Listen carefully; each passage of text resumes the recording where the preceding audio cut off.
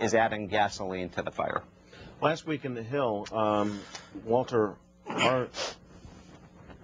Alarcon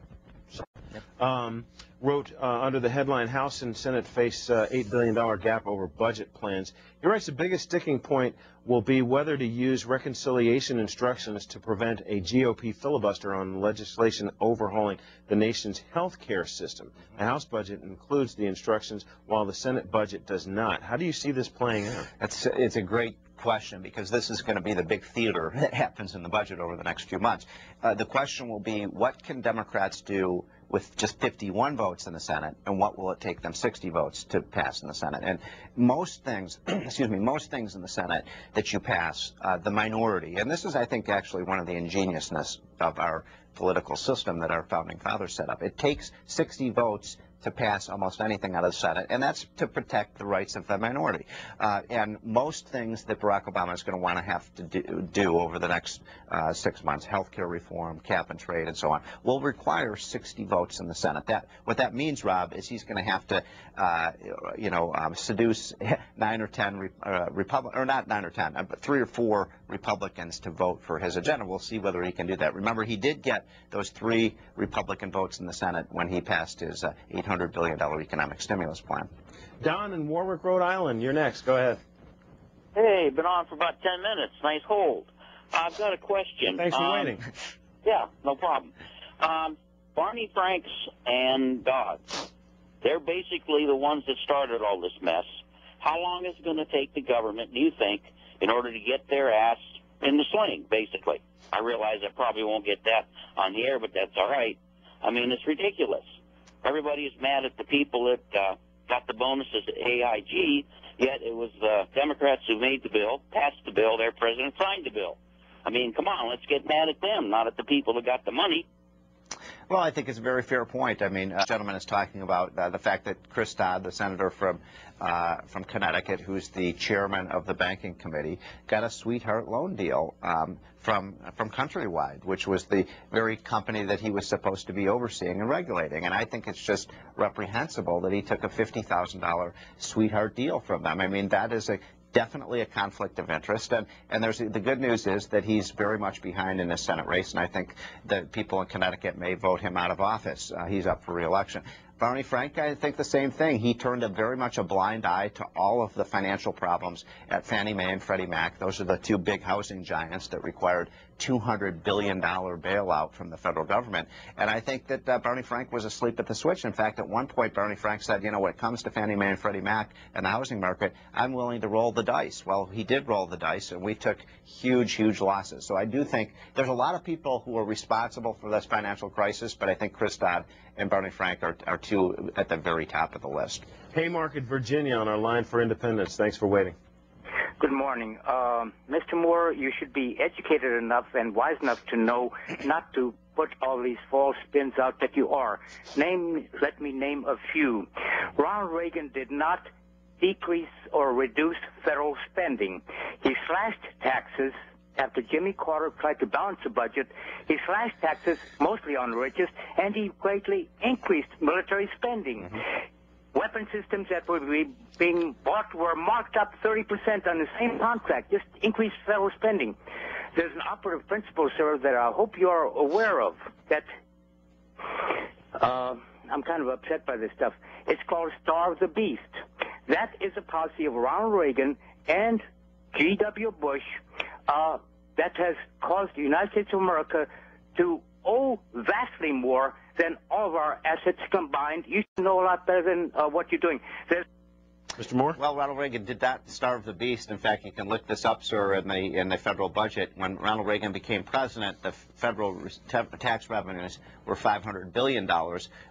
10 years later, after he had cut tax rates, the taxes were not $500 billion; they were $1 trillion. So we doubled tax receipts over a decade-long period. That's not starving the beast at all. Now, this issue about the military spending, I mean, of course, yes, Ronald Reagan had one of the largest increases in the military budget in American history, of course, in 1981-82. That was to win the Cold War.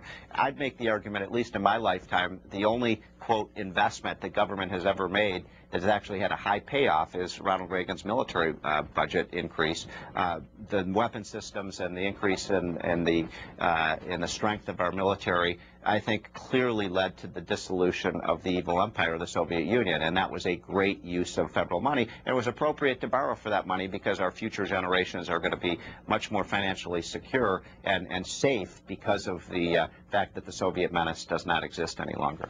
Cape Girardeau, Missouri, on our line for Democrats. Barbara? Good morning. Morning. I'd just like to ask the guest, how does he justify the notion that a poor person who doesn't earn enough money to live on as is should then pay 19% of their income towards this society where the wealthy don't have to go into the military, they don't have to give anything but money that they have buku amount of? I just don't understand this notion that you're so concerned about the wealthy. What about a living wage? And the real reason we're competing with other countries has nothing to do with a tax code. That's just an excuse. The real reason is you want workers who will work for less than what we can live on in this country. And what is this country but its people? Yeah, no, I think that's certainly right. And look, I don't favor the wealthy. I favor an economic system and a tax system that nurtures economic growth and makes everyone better off. As we talk about in our book, The End of Prosperity, if you look at that period from about 1982 to 2007, we had one of the greatest periods of prosperity in the history of the world. And we saw the amount of wealth of the average family double over that period. The wealth of the U.S. economy grew from $16 to $56 trillion. We created 45 million jobs. So we know what to do if we want to create economic growth. We have to have low taxes, we have to have a sound currency, we have to promote free trade, and we have to have very limited government spending and debt. The problem is we've moved dramatically away from that. It started under George Bush. It's accelerating under Barack Obama. And I fear that the people who are going to be hurt the most are people at the lowest end of the ladder. Those are the people who are hurting. This woman is exactly right. The people who are hurting the most right now are people at the bottom. They're the people who get hurt the most when we have a recession. We've got to get out of this recession, but I don't think spending more government money is going to get us out of these problems. Stephen Moore, you're also the co-author of Rich States, Poor States, a ALEC, Laffer State Economic Competitiveness Index. What is in here?